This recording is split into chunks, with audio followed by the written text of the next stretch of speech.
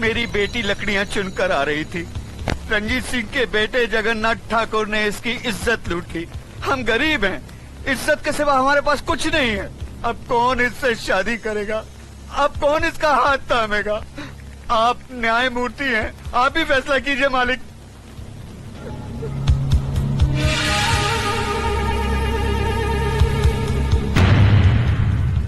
इस बात का कोई चश्मदीद गवाह है? मैं हूँ मालिक। तुम्हारा पायल से कोई रिश्ता है? जी हाँ, मैं इसकी काकी हूँ। तो फिर तुम्हारी गवाही नहीं मानी जाएगी।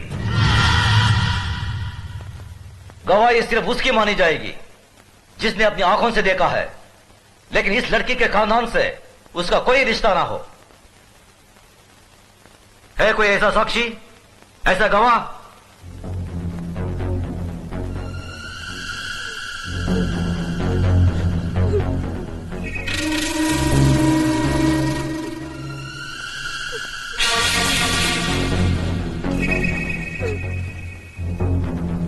मैं हूँ मालिक।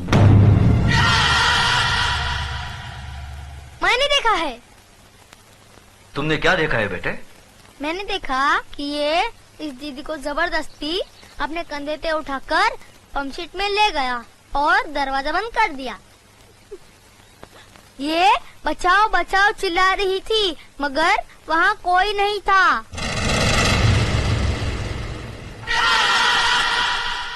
थोड़ी देर बाद जब ये बाहर आई तो इसके कपड़े फटे हुए थे और ये रो रो के कह रही थी कि मेरा सब कुछ लूट गया, मैं बर्बाद हो गई।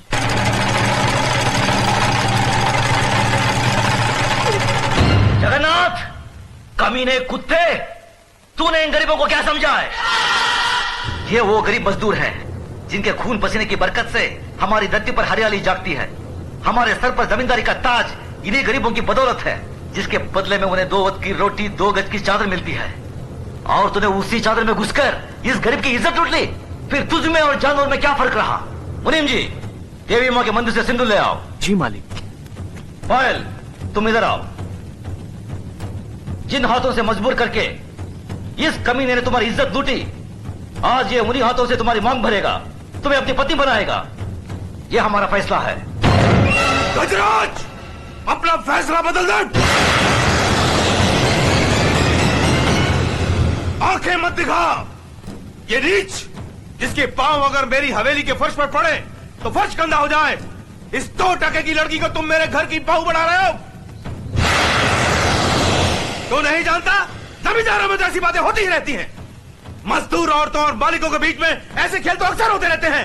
कोई अपनी बीवी नहीं बनाता उन्हें। खामोश! मजदूर औरतों की इज्जत जमींदारों के बाप दादाओं के कोई जागीर नहीं होती जिसे वो अपनी मनमानी करे, रोन दे, कुचले। इज्जत इज्जत होती है, चाहे वो किसी ठाकुर की बेटी हो या किसी मजदूर की। पागल हो गया तू? तुझे इंसाफ करने की अकल नहीं है। तेरा अंजाम बहुत बुरा होगा गजराज।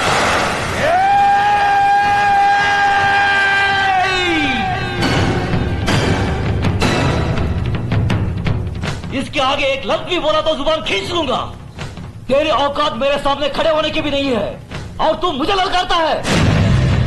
गजराज ठाकुर ने कभी किसी अंजाम की परवाह नहीं की। अगर परवाह की है तो सिर्फ अपनी आन, इंसाफ, अखलाक और ईमान की। इस लड़की की जन्म जात नाम इसकी कोई अहमियत नहीं है हमारी नजर में। अहमियत है तो सिर्फ इसकी इज्जत, इसकी पवित्रता की। जगन्नाथ, मांग भर इसकी। गजराज!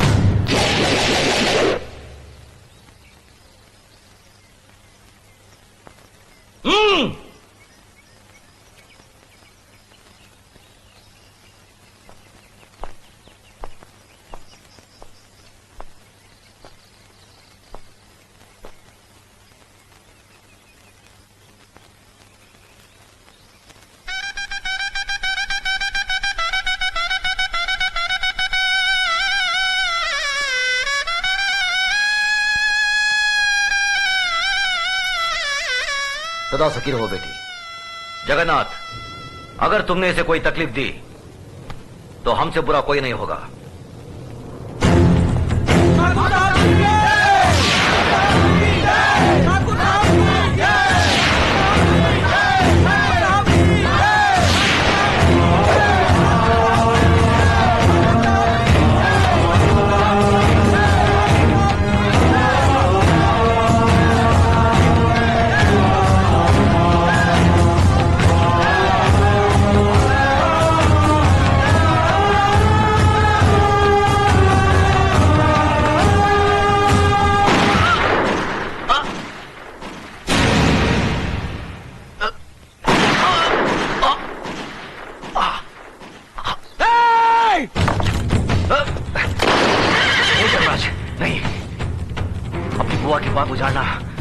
तुम्हारा दम नहीं है। बाबूजी, बाबूजी, भैया मेरे भाई को मार डाला, मेरे देवता समान भाई को मार डाला। ये क्या किया तुमने? ये कैसा अनर्थ किया?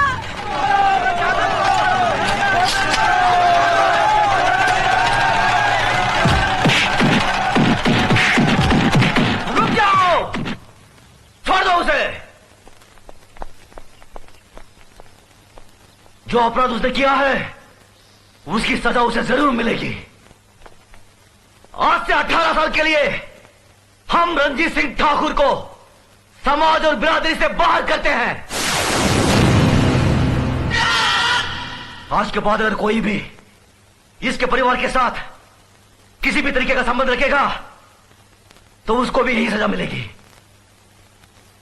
यह गजराज ठाकुर का फैसला है। भैया, बाबूजी, भैया,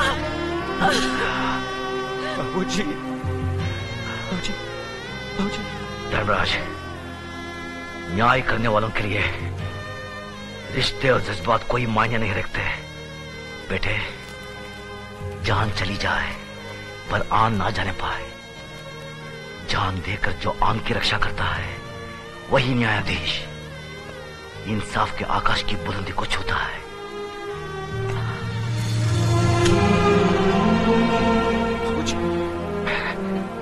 धर्मराज, आज से हम भरतपुर कस्बे के न्याय और इंसाफ की बागडोर तुम्हें सौंपते हैं।